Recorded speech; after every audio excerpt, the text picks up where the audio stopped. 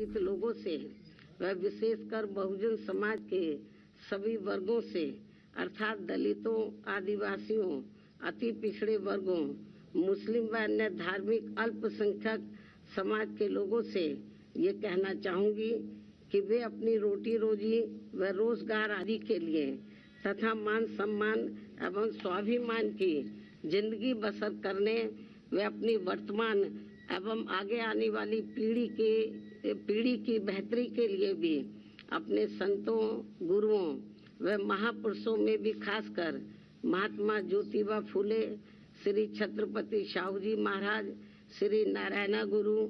परम पूज्य बाबा साहब डॉक्टर भीमराव अंबेडकर एवं मान्यवर श्री कांशीराम जी आदि के बताए हुए रास्तों पर चलकर अपनी एकमात्र हितैषी पार्टी बीएसपी को हर मामले में जरूर मजबूत बनाना है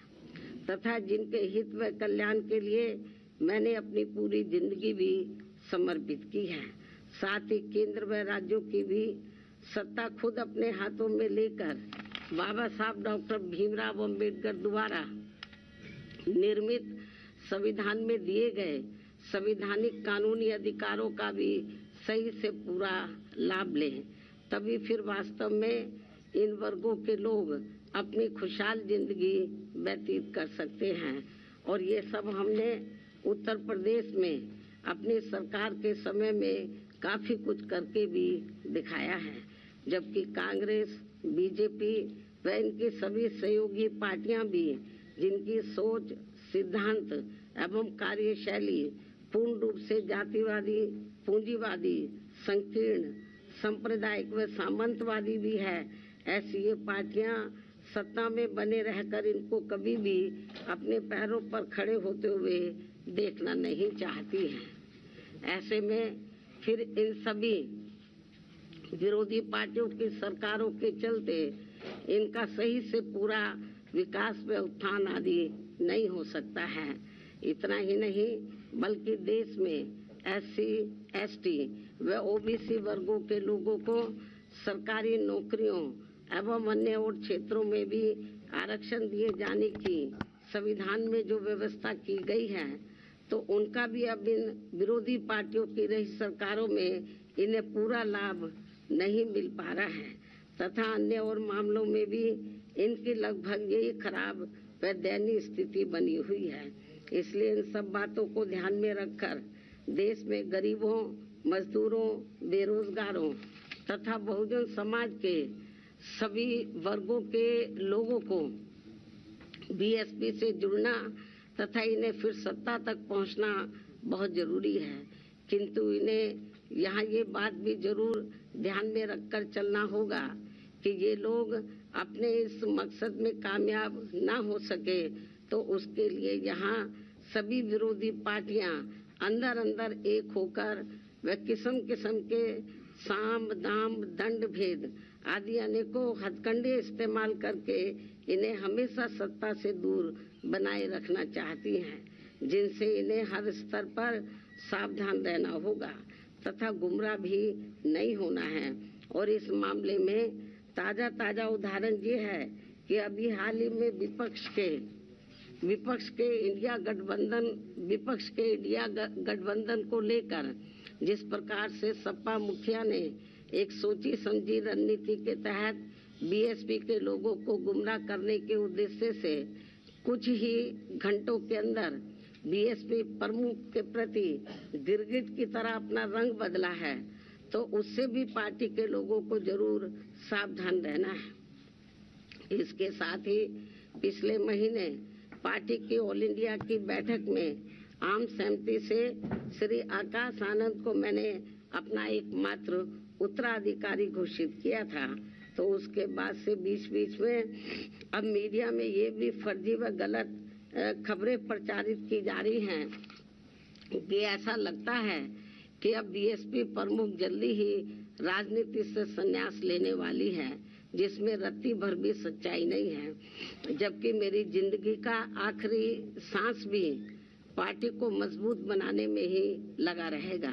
इस किस्म की फर्जी व गलत खबरों से भी पार्टी के लोगों को गुमराह नहीं होना है। और अब तो चुनावों में ईवीएम में अधिकांश धांधली व गड़बड़ी किए जाने की मिल रही खबरों से भी बीएसपी के लोग भी काफी ज्यादा दुखी व चिंतित भी हैं। हालांकि ऐसी स्थिति में ये व्यवस्था बाहरी देशों की तरह कभी भी यहाँ खत्म हो सकती है। ऐसे में अपनी पूरी ऊर्जा से पार्टी को मजबूत बनाने में लगे रहना है। अपनी पार्टी के लोगों को ऐसे में अपनी पूरी ऊर्जा से पार्टी को मजबूत बनाने में लगे रहना है। और यदि पार्टी के लोग इन सभी हालातों का मुकाबला करके अपनी पूरी ईमानदारी व निष्ठा से आगे बढ़ने की पहल करते हैं तो फिर हमारी पार्टी जरूर आगे बढ़ेगी। इसी भरोसे के साथ ही अब मैं अपने जन्मदिन के शुभ अवसर पर अपनी पार्टी व मूवमेंट के हित में हर वर्ष की तरह इस वर्ष भी मेरी लिखित पुस्तक मेरा संघर्ष में जीवन एवं बीएसपी मूवमेंट का सफरनामा के 19वें हिंदी एवं अंग्रेजी संस्करण का विमोचन भी करती हूँ। और ये पुस्तक खासकर वर्तमान युवा पीढ़ी व पार्टी में नए जुड़े लोगों के साथ साथ आगे आने वाली पीढ़ी के लिए भी उनका एक उज्जवल एवं बेहतरीन मार्गदर्शक बनने का काम करेगी, जिसे मैं हर वर्ष इस पुस्तक के जरिए आज के ही दिन अपने लोगों को ये खास तोहफा भी देती हूँ। और अब मैं इस अति महत्वपूर्ण पुस्तक का विमोचन करने से पहले पार्टी के लोगों से व विशेषकर बहुजन समाज के सभी वर्गों से अर्थात दलितों, आदिवासियों, अति पिछड़े वर्गों, मुस्लिम व अन्य धार्मिक अल्पसंख्यक समाज के लोगों से ये कहना चाहूंगी कि वे अपनी रोटी रोजी व रोजगार आदि के लिए तथा मान सम्मान एवं स्वाभिमान की जिंदगी बसर करने व अपनी वर्तमान एवं आगे आने वाली पीढ़ी की बेहतरी के लिए भी अपने संतों, गुरुओं व महापुरुषों में भी खासकर महात्मा ज्योतिबा फूले, श्री छत्रपति शाहू जी महाराज, श्री नारायण गुरु, परम पूज्य बाबा साहब डॉक्टर भीमराव अंबेडकर एवं मान्यवर श्री कांशीराम जी आदि के बताए हुए रास्तों पर चलकर अपनी एकमात्र हितैषी पार्टी बीएसपी को हर मामले में जरूर मजबूत बनाना है तथा जिनके हित व कल्याण के लिए मैंने अपनी पूरी जिंदगी भी समर्पित की है। साथ ही केंद्र व राज्यों की भी सत्ता खुद अपने हाथों में लेकर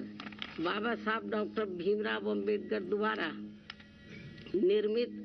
संविधान में दिए गए संवैधानिक कानूनी अधिकारों का भी सही से पूरा लाभ लें, तभी फिर वास्तव में इन वर्गों के लोग अपनी खुशहाल जिंदगी व्यतीत कर सकते हैं। और ये सब हमने उत्तर प्रदेश में अपनी सरकार के समय में काफी कुछ करके भी दिखाया है, जबकि कांग्रेस, बीजेपी व इनकी सभी सहयोगी पार्टियां भी जिनकी सोच, सिद्धांत एवं कार्यशैली पूर्ण रूप से जातिवादी, पूंजीवादी, संकीर्ण, सांप्रदायिक व सामंतवादी भी है, ऐसी ये पार्टियां सत्ता में बने रहकर इनको कभी भी अपने पैरों पर खड़े होते हुए देखना नहीं चाहती हैं। ऐसे में फिर इन सभी विरोधी पार्टियों की सरकारों के चलते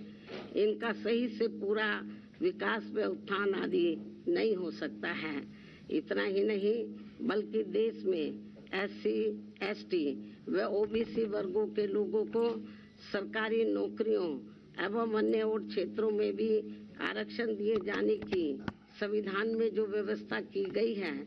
तो उनका भी अब इन विरोधी पार्टियों की रही सरकारों में इन्हें पूरा लाभ नहीं मिल पा रहा है तथा अन्य और मामलों में भी